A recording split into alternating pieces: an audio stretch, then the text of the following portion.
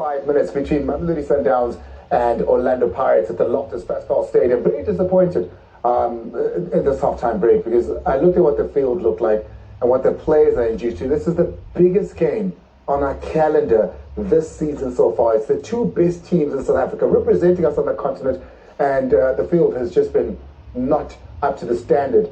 It is a disrespect to these players.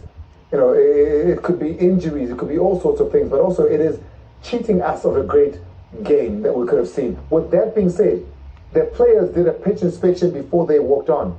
One wonders why they waited to slip and fall before changing their boots too. Perhaps that's something that we can talk about another day. But let's focus now on the 45 minutes of gameplay. Both teams influenced and affected by the pitch as it is. So that excuse we leave aside for now. 2 goals Orlando Pirates have received. We're going to go into it because it is what you had said, is what you had expected, and so have you, Coach. Did it play out in that way? Take me through it.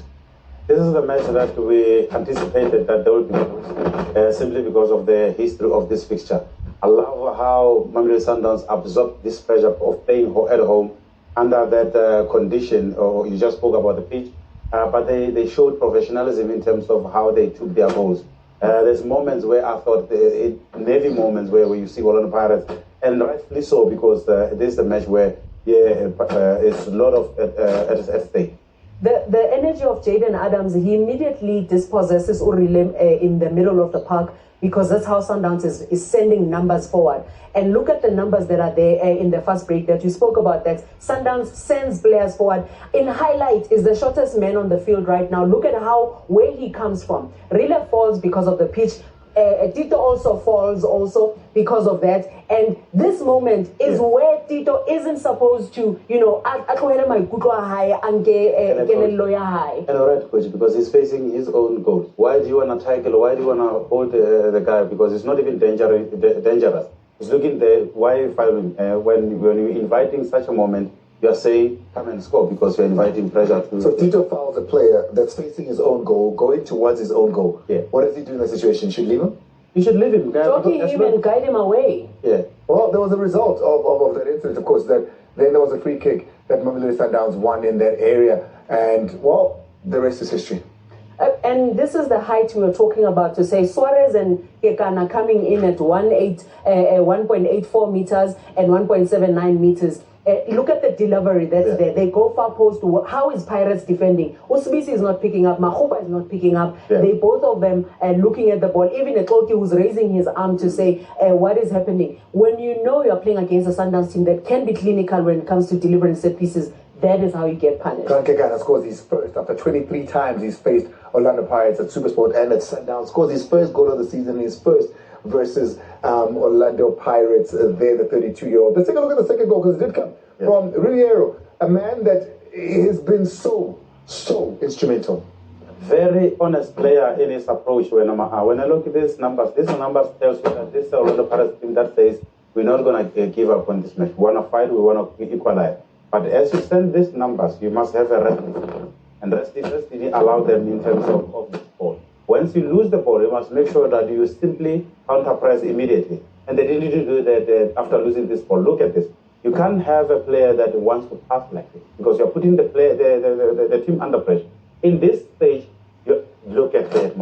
The rest defense is not on. You can't have this as a big team. You can't defend like this. You're going to get punished because you're playing against the best team, the best player in the league, in Lucas Pereira.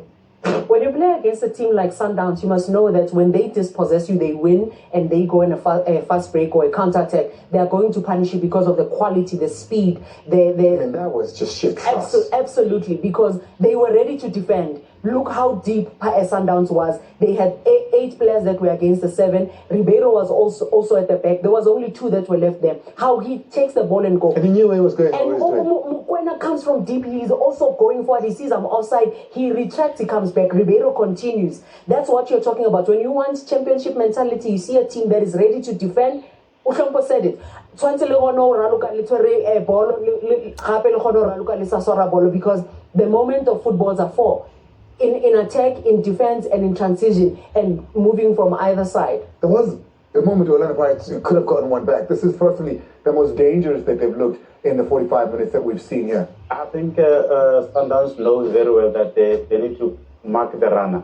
And Tapelo here and Marcelo, they're at fault. Oh. They need to make sure that they deal with that. That's the best moment for Orlando Pirates. And especially in the match of this nature where these chances are not many. As Hoto, you must take this one.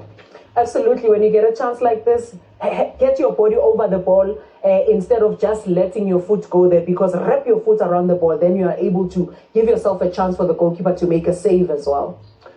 Lucas Ribeiro, he's played Orlando Pirates 4 times. He scored twice. He's assisted twice. He's had 4 goal contributions in 4 games.